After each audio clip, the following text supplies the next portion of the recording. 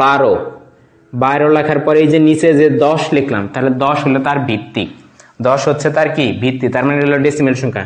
তারপরে দিলাম প্রশ্নবোধক চিহ্ন, লিখলাম 2, নিচে 2, তার মানে এটাকে বানাইতে বলতে হচ্ছে ডেসিমেল, বাইনারি সংখ্যা বানাইতে হবে ডেসিমেল, অর্থাৎ 2 ভিত্তিক বানাইতে হবে, 2 ভিত্তিক বানাইতে হবে। কত? 2 ভিত্তিক বানাইতে হবে। তাহলে 12 এটাকে যদি 2 ভিত্তিক বানাইতে অর্থাৎ বাইনারি বানাইতে যাই, তাহলে আমাদের কি কি প্রসেস করতে হবে এটা আমাদের জানতে হবে। ডেসিমেল থেকে বাইনারি পূর্ণ সংখ্যার জন্য প্রথম কথা, ডেসিমেল থেকে যাই বানাইতে বলুক, তার ভিত্তি দ্বারা ভাগ করব। প্রথম কথা হচ্ছে ডেসিমেল থেকে যা বানাইতে বলবে তার ভিত্তি দ্বারা ভাগ, তার ভিত্তি দ্বারা ভাগ করব এবং অবশিষ্টগুলা সংরক্ষণ করব। ভিত্তি দ্বারা ভাগ করব, অবশিষ্টগুলো সংরক্ষণ করব যতক্ষণ না এইভাবে চলতেই থাকবে, এই ভাগ প্রসেসটা তার ভিত্তি দ্বারা চলতেই থাকবে যতক্ষণ না 0 হয়, চলতেই থাকবে এইভাবে, এবং সংরক্ষণ থাকতে অবশিষ্টগুলো সংরক্ষণ থাকবে, চলতে থাকবে যতক্ষণ না 0 হয়, যতক্ষণ না 0 হয়, অর্থাৎ ভাজ্যের অংশটা 0 হয়। এটা হলো আমাদের প্রসেস। তাহলে তার ভিত্তি দ্বারা, এখন বাইনারির ভিত্তি কত বলো তো? বাইনারির ভিত্তি 2। তাহলে আমরা ধরো 12 সংখ্যাটা লিখলাম, তাহলে বাইনারি আমরা বলছি ডেসিমেল থেকে যাই বানাইতে বলুক তার ভিত্তি দ্বারা বাদ, তাহলে কাকে বানাইতে বলছে? বাইনারিকে বানাইতে বলছে। তাহলে বাইনারির ভিত্তি হচ্ছে কত? 2। এটা আমরা প্রথম ক্লাসে দেখাইছি। তাহলে তার ভিত্তি দ্বারা আমরা 12কে যদি ভাগ করি, এই জায়গায় দেখলাম, তাহলে 2 12 ভিতরে কয়বার যায় বলো তো? 2 12 ভিতরে যায় কয়বার? 6 বার।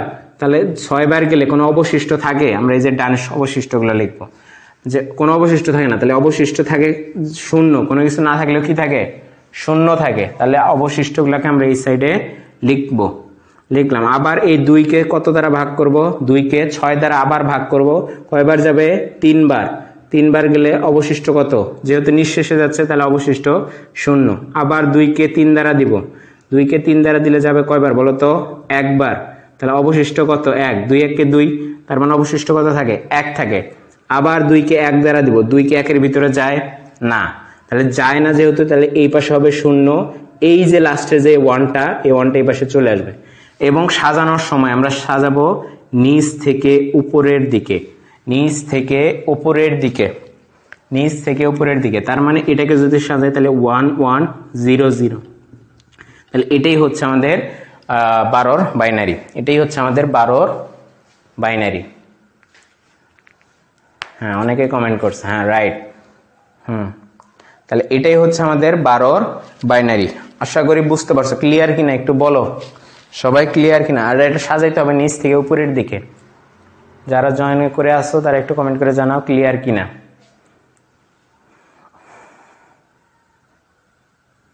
একটু কমেন্ট করে জানাও, হ্যাঁ,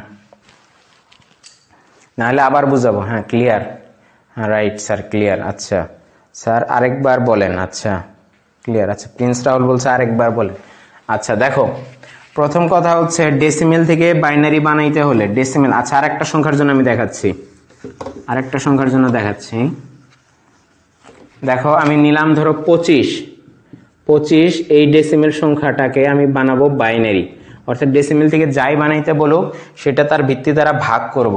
তাহলে আমরা 25 লিখলাম, তাহলে বানিয়ে দেবো বাইনারি 2 দ্বারা ভাগ করব, এবং ভাগ করার পর অবশিষ্টগুলো ডানে লিখতে থাকবো। তাহলে 2 25-এর ভিতরে এমনি 2 25-এর ভিতরে কিন্তু যায় না, মানে আমাদের কিন্তু ভগ্নাংশ চলে আসে, আমাদের ভগ্নাংশ সংখ্যা নেওয়া যাবে না, এর থেকে একটু ছোট। তাহলে 2 25-এর ভিতরে কয়বার যাবে? 12, আর 12 দোকানে 24, 12 দোকানে 24। তাহলে অবশিষ্ট কত থাকে বলতো? অবশিষ্ট থাকে 1। তাহলে 1 লিখলাম।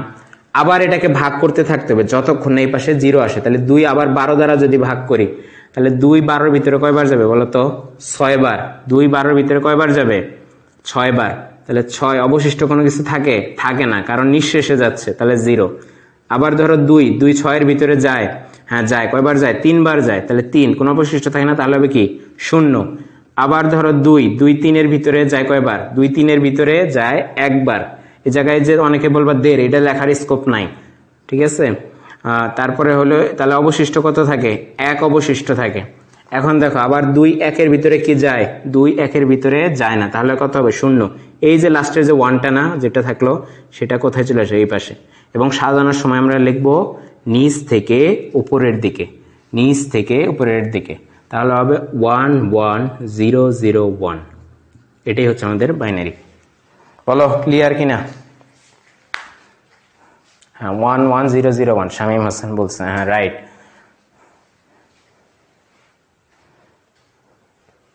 হ্যাঁ 1 1 0 0 1 1 1 0 0 1, হ্যাঁ হ্যাঁ ক্লিয়ার। হ্যাঁ আচ্ছা ক্লিয়ার, তাহলে সবাই ক্লিয়ার? ক্লিয়ার, আচ্ছা। তাহলে যদি ক্লিয়ার হয়, যদি ক্লিয়ার হয় তোমরা একটু কাইন্ডলি, যদি খাতা কলম কাছে থাকে একটু কাইন্ডলি আমাকে একটা করে দেখাও, আমি একটু ওয়েট করি। আর তোমরা যারা করতেছো না তারা একটু শেয়ার মেনশন করতে থাকো। তোমরা একটু 37 এই সংখ্যাটার একটু বাইনারি করে দেখাও।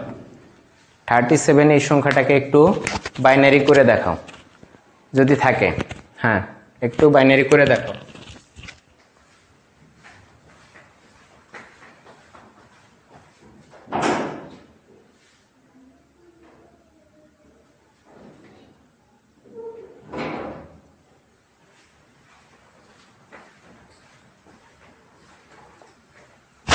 আচ্ছা একজনে বলছে 1 0 0 1 0 1, অনেকে বলছে একবারে সহজ স্যার। হ্যাঁ 1 0 0 1 0 1 1 0 0 1 0 0 1 0 1।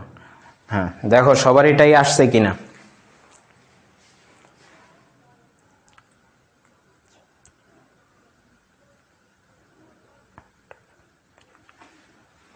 ওয়ান 0 0 1 0 1, হ্যাঁ রাইট। 1 0 0 1 0 1, হ্যাঁ 1 0 0 1 0 1, হ্যাঁ সবারটাই ঠিক আছে। হ্যাঁ আচ্ছা আশা করি তোমরা এটা পারবা, আশা করি এটা পারবা। এখন দেখো তাহলে বাইনারি পারা পূর্ণ সংখ্যার জন্য, দশমিক সংখ্যার জন্য এটা পরে পারাবো নেক্সট ক্লাসে। তো ধরো এখন যদি এই 37 এই সংখ্যাটাকে অক্টাল করতে বলে, অর্থাৎ 8 ভিত্তিক বানাইতে বলে, অক্টাল 37 সংখ্যাটাকে ধরো 8 ভিত্তিক, ধরো অক্টাল বানাইতে বললো, অক্টাল বানাইতে বললো 8 ভিত্তিক, অর্থাৎ অক্টাল বানাইতে বললো, তাহলে তার ভিত্তি দ্বারা অর্থাৎ 8, তাহলে অক্টাল বানাইতে তার ভিত্তি কত 8, তাহলে 8 দ্বারা ভাগ করব। 8 দ্বারা দেখো 8 37 ভিতরে কয়বার যায়, 4 8 32, এটাই সর্বোচ্চ যাবে, তাহলে হবে 4 বার যাবে, কয়বার 4 বার। তাহলে অবশিষ্ট কত থাকে, অবশিষ্টগুলো সংরক্ষণ করতে হয়, একই নিয়ম সেম, 4 8 32, তাহলে অবশিষ্ট থাকে কত 5। আবার দেখো 8 কি 4-এর ভিতরে যায়, 8 4-এর ভিতরে যায় না, তাহলে হবে 0। এই 4টা কোন পাশে চলে আসবে, এই পাশে সাজাবো নিচ থেকে উপরের দিকে, তাহলে হবে 45। তাহলে 37-এর ডেসিমেল হচ্ছে 45, সরি অক্টাল হচ্ছে 45, হ্যাঁ 45, হ্যাঁ 45 রাইট, 45, হ্যাঁ 45। আচ্ছা তার মানে এটাও পারবা তোমরা। তাহলে তোমরা একটা আরেকটা করে দেখো আমাদেরকে, দেখি তোমরা একটু কমেন্টে জানাও। তাহলে 57 এটারে একটু অক্টাল করে দেখাও, 57 এটার একটু অক্টাল করে দেখাও, 57 ডেসিমেলের অক্টাল করে দেখাও।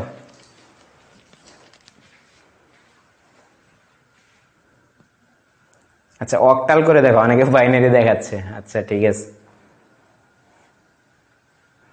একটু অক্টালটা করে দেখাও, 57-এর অক্টাল করে একটু কমেন্টে জানাও।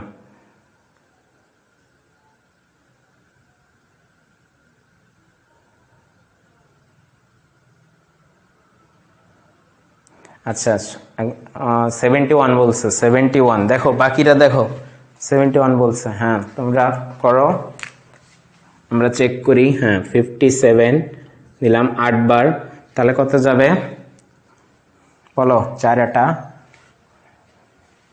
তাহলে 7 8 56, তার মানে 7 বার যায়, 7 8 56, তাহলে অবশিষ্ট থাকে কত 1, সর্বোচ্চ 7 বার যাবে, 7 8 56, তাহলে 8 আবার কত 7-এর ভিতরে যায়, যায় না, তাহলে 0, এই পাশে চলে আসবে কত 7, তাহলে 71 রাইট 71।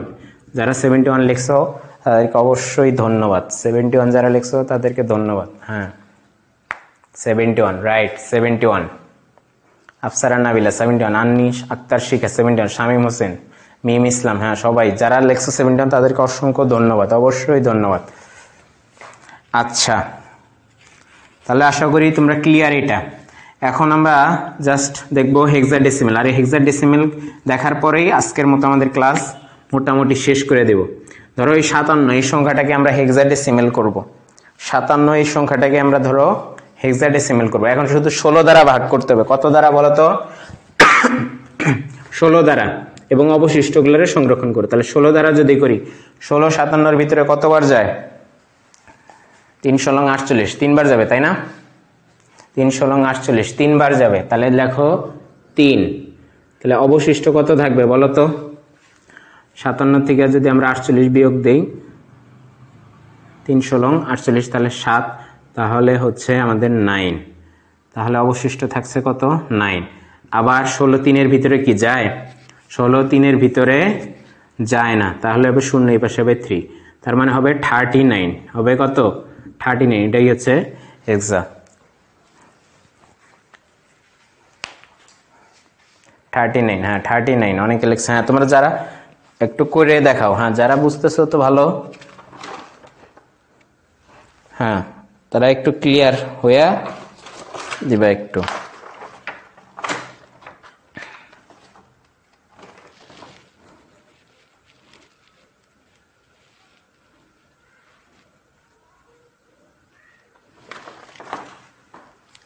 সবাই ক্লিয়ার কিনা একটু বলো।